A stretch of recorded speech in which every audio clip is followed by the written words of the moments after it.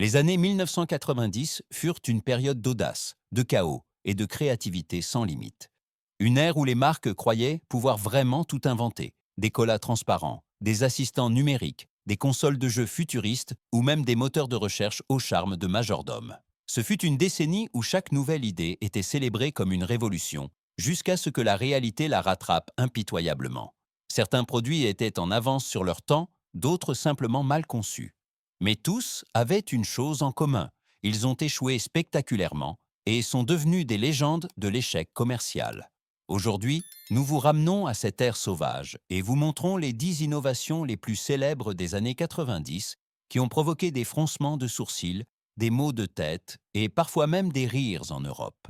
Des produits qui étaient autrefois considérés comme l'avenir et qui ont finalement prouvé à quel point la ligne entre le génie et la catastrophe est mince. 1. Apple Newton, 1993.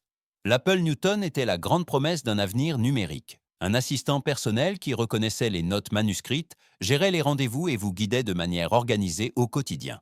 Sur le papier, cela semblait magique, mais en réalité, c'était de la frustration. La reconnaissance d'écriture, le cœur du produit, fonctionnait à peine.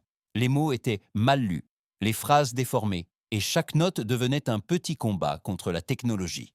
Même les Simpsons en ont fait des blagues, transformant le Newton en un symbole d'innovation trop ambitieuse. Malgré la fière ambition d'Apple, il est devenu un mémorial rappelant que même de grandes visions peuvent échouer si la technologie est en avance sur son temps. Quelques années plus tard, le projet a été discrètement abandonné, une première ombre du succès qui ne s'est concrétisée qu'avec l'iPhone. 2. Nintendo Virtual Boy, 1995. Lorsque Nintendo a présenté le Virtual Boy, il devait être le prochain grand bond dans le monde du jeu vidéo. Des mondes tridimensionnels, un look futuriste et un système censé immerger totalement les joueurs. Ce que les joueurs ont réellement obtenu, ce sont des graphismes rouges et noirs qui ressemblaient à un rêve de science-fiction fiévreux. Un boîtier inconfortable fixé au visage et des maux de tête après quelques minutes.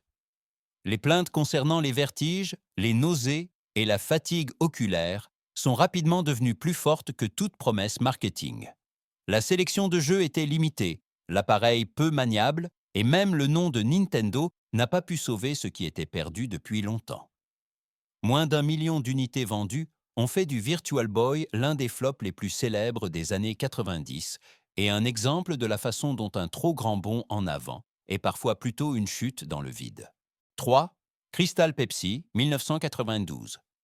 Au premier abord, Crystal Pepsi ressemblait à une boisson du futur. Un cola transparent, sans colorant, présenté comme un pas frais et pur vers une nouvelle ère de saveurs. La publicité était épique, l'idée inhabituelle et la curiosité immense. Mais à la première gorgée, la déception est venue. Le goût était plat, aqueux et rappelait davantage un Pepsi dilué qu'une nouvelle sensation. Les gens étaient irrités car ils s'attendaient à quelque chose qui ressemblait à du Sprite, mais avait le goût d'un cola fatigué.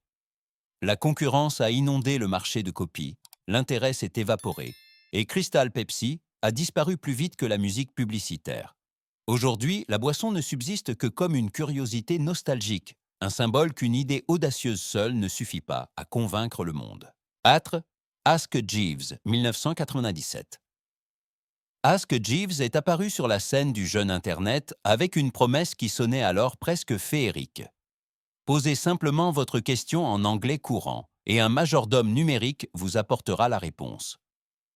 Au Royaume-Uni, cette idée a été particulièrement célébrée, car le courtois et toujours serviable Jeeves correspondait parfaitement à l'image britannique d'élégance et de service. Mais derrière cette façade charmante se cachait un système trop dépendant de l'édition humaine. Le spam, les mises à jour lentes et les résultats imprécis ont rapidement fait vieillir Jeeves, tandis que Google a conquis le marché avec ses algorithmes et sa vitesse. Le portail autrefois si populaire a lentement disparu et est devenu un exemple que la personnalité seule ne suffit pas si la technologie perd le contact. 5. Coke. 2. Début des années 1990. Coca-Cola voulait enterrer un ancien désastre et ouvrir un nouveau chapitre. Coke 2 devait être le retour de la recette controversée du New Coke, cette fois avec un nouveau nom et un design moderne.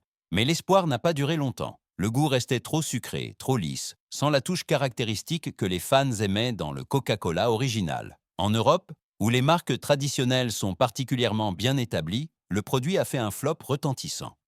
Les étagères se sont remplies de bouteilles invendues, l'intérêt s'est éteint et Coke 2 a disparu discrètement de l'assortiment. Il en est resté la leçon qu'on ne peut pas sauver une mauvaise recette avec une nouvelle étiquette. 6. McDonald's Arch Deluxe, 1996. Avec l'Arch Deluxe, McDonald's voulait prouver que le fast-food pouvait aussi être adulte. Un burger spécialement conçu pour les adultes, avec une sauce moutarde raffinée, de la salade fraîche et un pain aux pommes de terre, le tout accompagné de l'une des campagnes publicitaires les plus chères de l'histoire de l'entreprise. Mais l'idée s'est heurtée à la réalité. Les adultes ne cherchaient pas le luxe dans un fast-food et les enfants ne se sentaient pas concernés.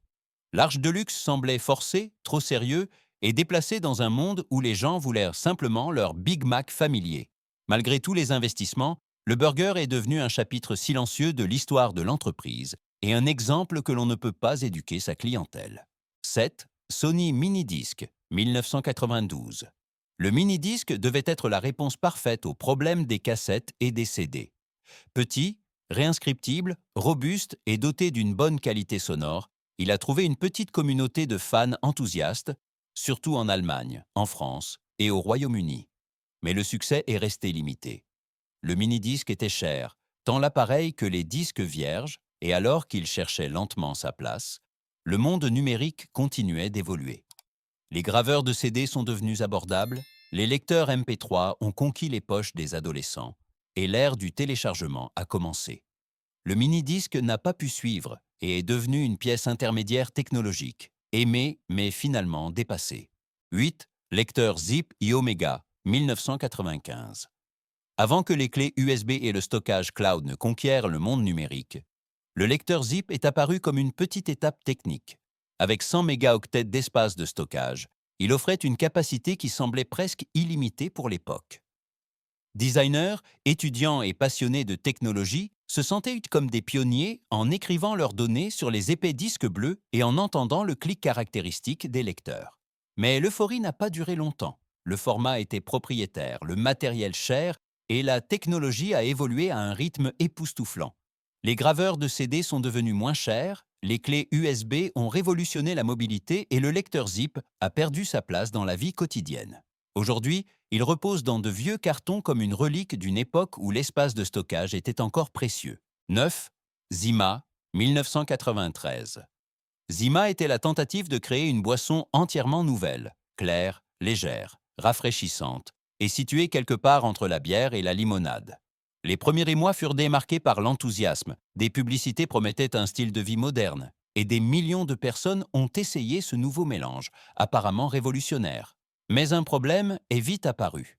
Pour beaucoup, Zima n'avait ni le goût de la bière, ni celui de quelque chose qui pouvait constituer une véritable alternative.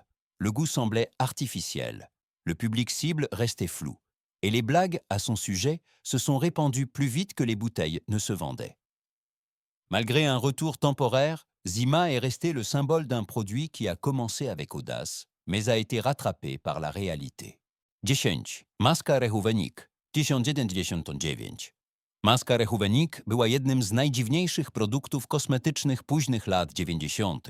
Sztywna, plastikowa osłona na twarz, połączona z urządzeniem sterującym, które miało wysyłać impulsy elektryczne, aby stymulować mięśnie twarzy i ujędrniać skórę.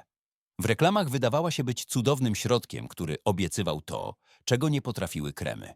Jednak w użyciu maska przypominała raczej niekontrolowane drżenie, które wielu użytkowników opisywało jako bolesne. Bez zgody FDA, z wątpliwymi wynikami i rosnącą krytyką, maska wkrótce zniknęła z półek. Pozostała jako przestroga, że nie każdy futurystyczny pomysł przynosi piękno, a czasem tylko przerażenie. Lata 90.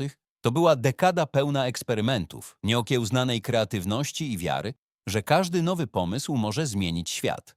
Niektóre z tych wizji były śmiałe, inne naiwne, ale wszystkie nosiły w sobie tę samą iskrę nadziei. Newton chciał nam podarować cyfrowy notatnik, Virtual Boy, przyszłość gier, Crystal Pepsi, nową formę orzeźwienia.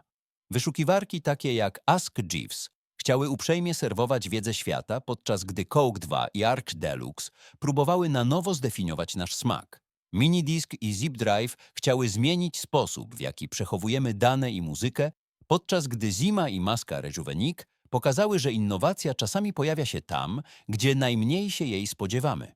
Ale mimo wszystkich tych ambicji, produkty te przypominają nam o prostej prawdzie.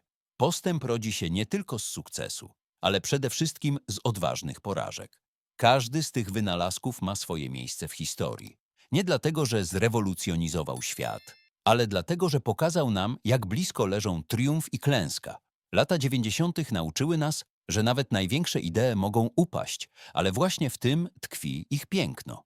Opowiadają o czasach, w których nikt nie bał się myśleć inaczej i właśnie dlatego dziś z uśmiechem i nutką nostalgii spoglądamy wstecz na te niezwykłe, nieudane próby.